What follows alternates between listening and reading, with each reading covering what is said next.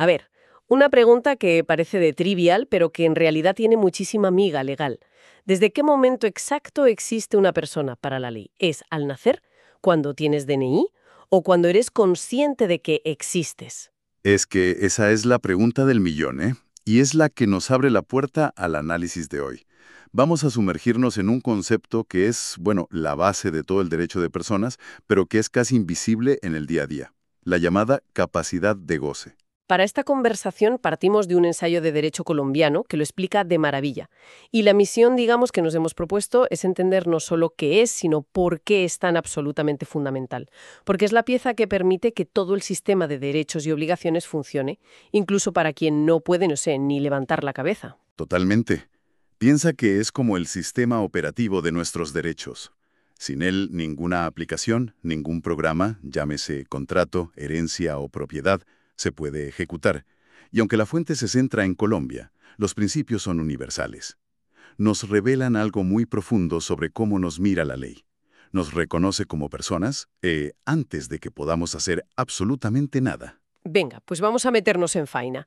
La definición que da el texto es, a primera vista, muy simple. Dice: la aptitud jurídica para ser titular de derechos y obligaciones. Pero lo que me deja pensando es lo que no se necesita. Ni edad, ni salud mental, ni voluntad. Es una cualidad puramente pasiva. Ahí está el núcleo de todo. Es que lo fascinante es que el derecho te reconoce primero como sujeto. Sujeto. Sí, sujeto antes de que puedas ser agente. Es un reconocimiento, digamos, existencial, va pegado a la condición humana.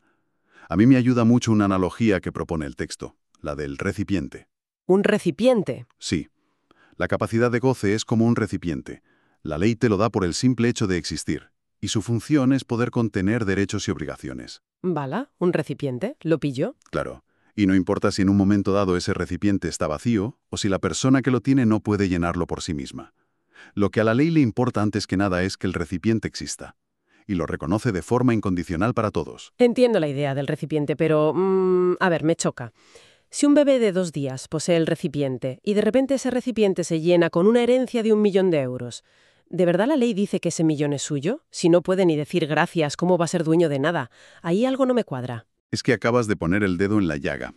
Esa aparente contradicción es lo que obliga al derecho a crear su distinción más importante en este campo, la diferencia clave entre la capacidad de goce y la capacidad de ejercicio. Espera, me he perdido. Suenan casi igual. Goce, ejercicio. En la práctica, ¿cuál es la diferencia real? Si no puedes ejercer un derecho, ¿realmente lo tienes? Esa es la pregunta fundamental. Vamos a verlo. La capacidad de goce es, como decíamos, tener el recipiente. La titularidad. Exacto. La titularidad. La tienes por ser persona y punto. Es universal y absoluta. La capacidad de ejercicio, en cambio, es la llave para abrir ese recipiente y usar lo que hay dentro. Es la aptitud para firmar un contrato, vender una casa, aceptar esa herencia por ti misma. O sea, que la ley hace algo que parece una locura. Te da la propiedad de algo, pero al mismo tiempo te prohíbe tocarlo. Es como darme las llaves de un Ferrari y decirme que no puedo ni arrancarlo. ¿Por qué el derecho se complica la vida de esta manera? Esa analogía es perfecta.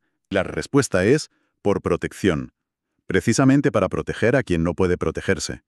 La capacidad de ejercicio, la de arrancar el Ferrari, es así que puede estar limitada. Claro. Un menor de edad no la tiene plena, tampoco una persona incapacitada judicialmente por una enfermedad mental grave. El texto pone ejemplos muy claros. Alguien en coma, un preso, todos ellos conservan su capacidad de goce intacta. El Ferrari sigue siendo suyo. Sigue siendo suyo. Lo que cambia es quien lo conduce. Los representantes legales, los padres, los tutores. Exacto. Ellos son los conductores designados. No son los dueños del coche, pero tienen la obligación legal de conducirlo en beneficio del titular. Así, el sistema se asegura de que nadie pueda decir, como este bebé no puede aceptar la herencia, me la quedo yo. No, la herencia es del bebé, y alguien tiene la obligación de cuidársela.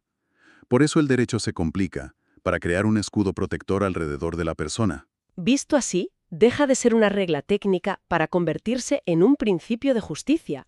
Y eso me lleva a otra pregunta. Si es tan importante, ¿de dónde sale? ¿Cuál es su fundamento último? Porque suena a algo más que una simple ley. Pues el ensayo lo explica muy bien. conectándolo con la base misma del sistema constitucional. Se apoya, al menos en el modelo que analiza, en 3 pilares de granito. El primero, y el más importante, es la dignidad humana. El artículo 1 de la Constitución colombiana dice que el Estado se funda en el respeto a la dignidad humana. Negarle a alguien la capacidad de goce sería como mirarle a la cara y decirle, para la ley, tú no eres plenamente persona. Sería un ataque directo a su dignidad. Vale, suena muy bien en la Constitución, pero ¿hay algún caso real en la historia, quizá en regímenes no democráticos, donde negar esta capacidad de goce fuera el primer paso para deshumanizar a un grupo de personas? Por supuesto, es una herramienta clásica de los regímenes totalitarios. Piensa en las leyes raciales de Nuremberg, en la Alemania nazi. El primer paso no fue la violencia física, fue la jurídica.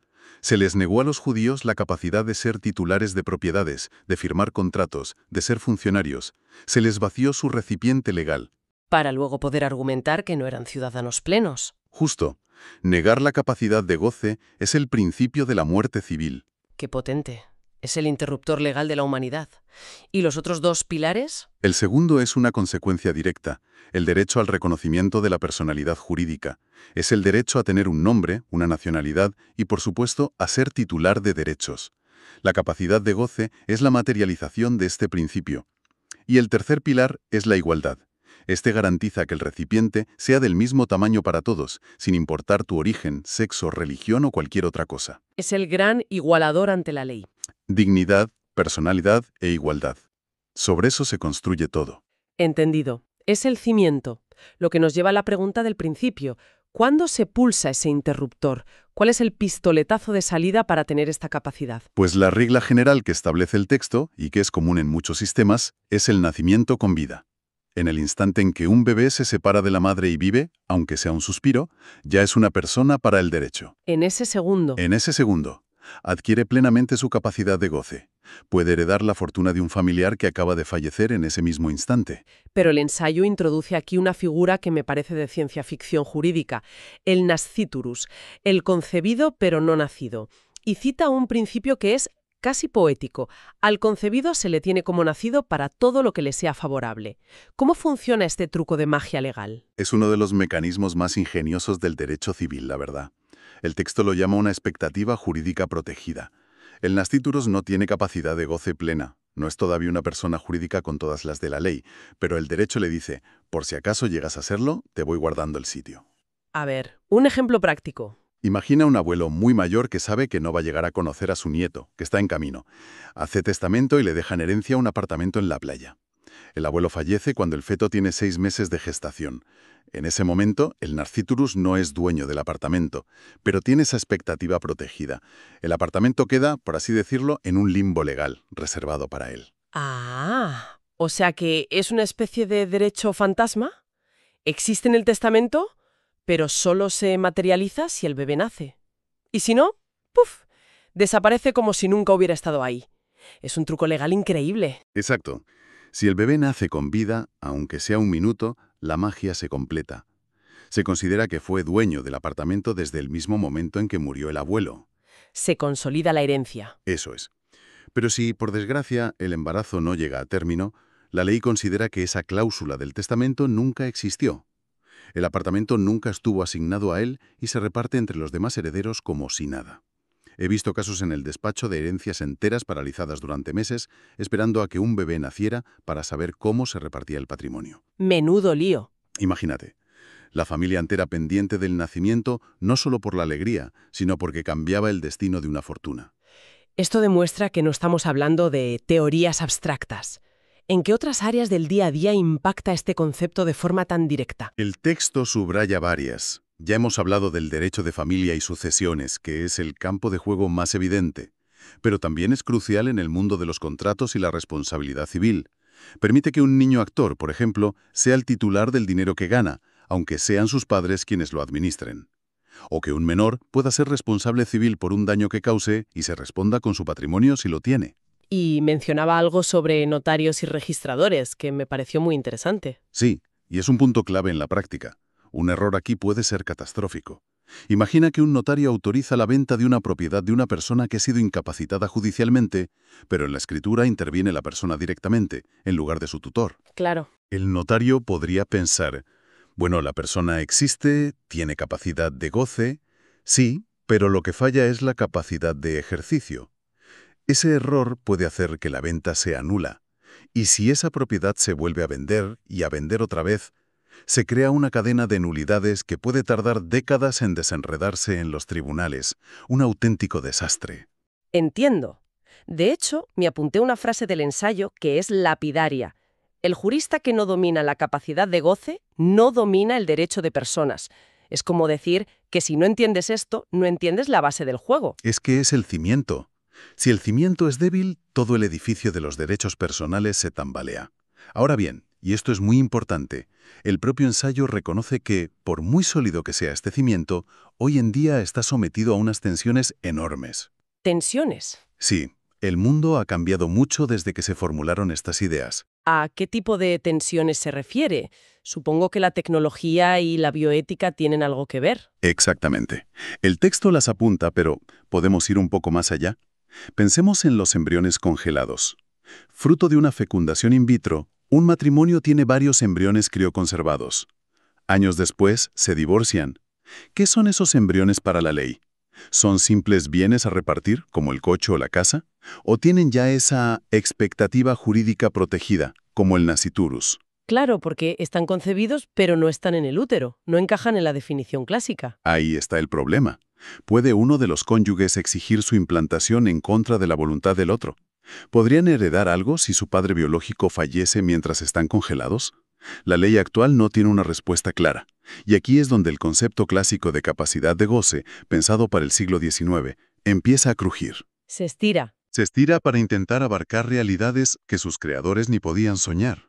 Y supongo te pasa lo mismo con la gestación subrogada o las nuevas técnicas de edición genética. La tecnología va mucho más rápido que el derecho. Siempre. Estas nuevas realidades no anulan el concepto de capacidad de goce, pero lo obligan a hacerse preguntas muy incómodas sobre sus propios límites. ¿Dónde empieza exactamente la protección jurídica? ¿Es en la concepción, en la implantación, en la viabilidad fetal? Son preguntas que nos llevan a un debate social, ético y jurídico de primer orden. La verdad es que hemos recorrido un camino largo desde la simple definición.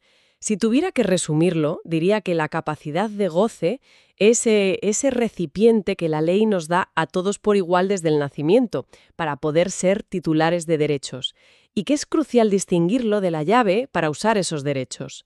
Pero sobre todo, que es mucho más que una regla, es la expresión jurídica de la dignidad humana. Es una síntesis excelente.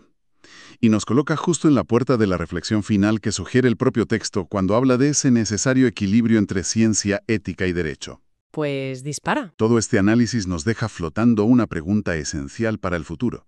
A medida que la ciencia nos da el poder de redefinir los límites del inicio y el final de la vida, de crear vida en un laboratorio o de mantenerla artificialmente, ¿cómo se va a adaptar este concepto jurídico tan fundamental? ¿Será la ley capaz de mantener este principio humanista de reconocimiento incondicional, este recipiente para todos, frente a nuevas realidades tecnológicas y dilemas éticos que desafían la definición misma de lo que significa ser una persona? La respuesta que demos a eso definirá el derecho de las próximas generaciones.